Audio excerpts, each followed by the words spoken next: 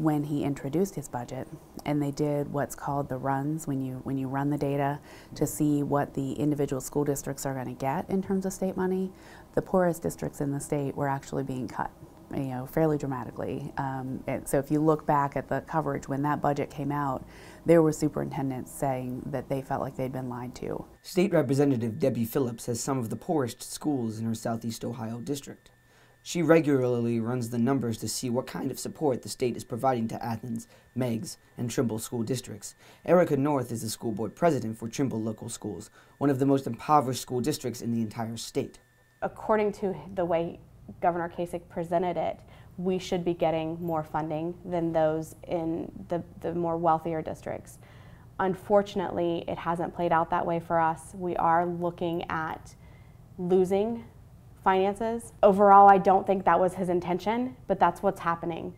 Tom Gibbs is the Associate Superintendent for Athens City Schools. He's been involved in the school funding debate for years, having served as an officer in CORAS, the Coalition of Rural and Appalachian Schools. When Governor Kasich made those comments a year ago, I think most people read that as districts that were struggling the most in this new funding formula, we're actually going to see an increase in funding. And again, while it was an increase, it didn't put them back to where they were prior, and there were also some pretty significant increases for school districts that are considered to be much more wealthy. I don't want to come out and say that there was any dishonesty involved. I don't think that was the case, but I do think that folks in the field certainly interpreted things differently when they heard those comments than what was intended when they were said. Michael Covert is the president of the Board of Education for Nelsonville York Schools and works at the Rocky Mountain Company in Nelsonville. You look at school districts like Olentangy in suburban wealthy parts of Columbus or north of Columbus.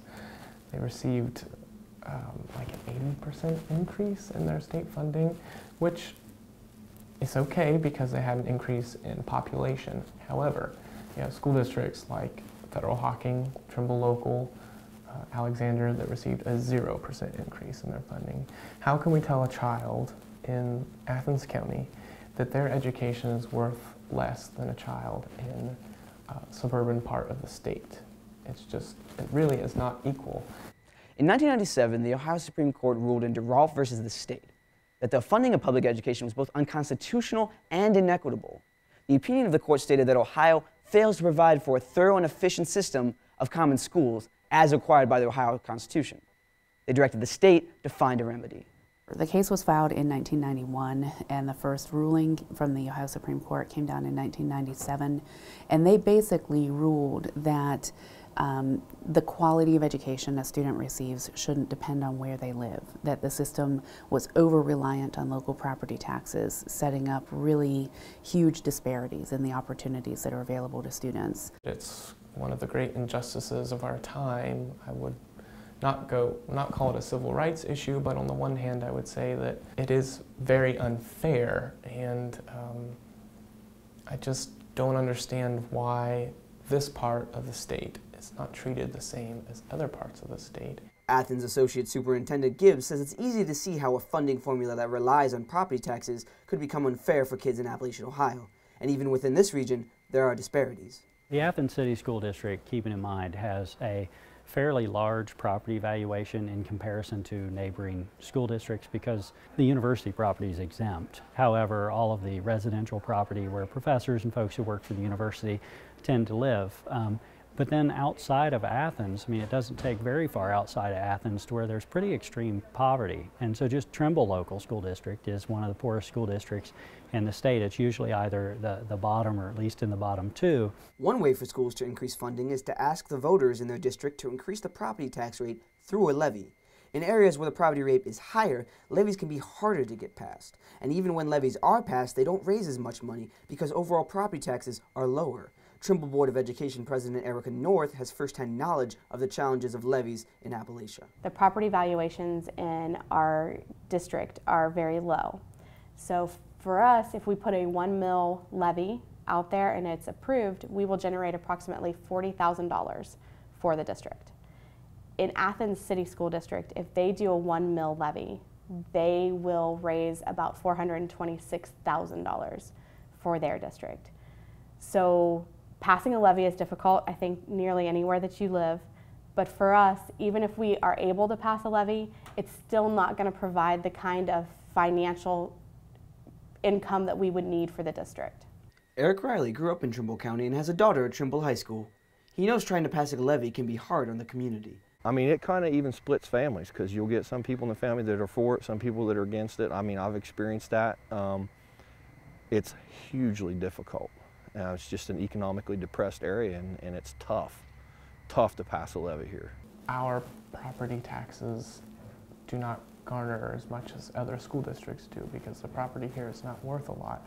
And a substantial part of this area is part of the Wayne National Forest, so we can't collect on property taxes like other school districts can. The houses could be the same size and condition as, you know, a suburban school, and we would not collect as much in property taxes at all. While Athens has been more successful at passing levies than some other school districts in the area, Tom Gibbs doesn't like to rely on them and thinks that educators in Ohio shouldn't have to.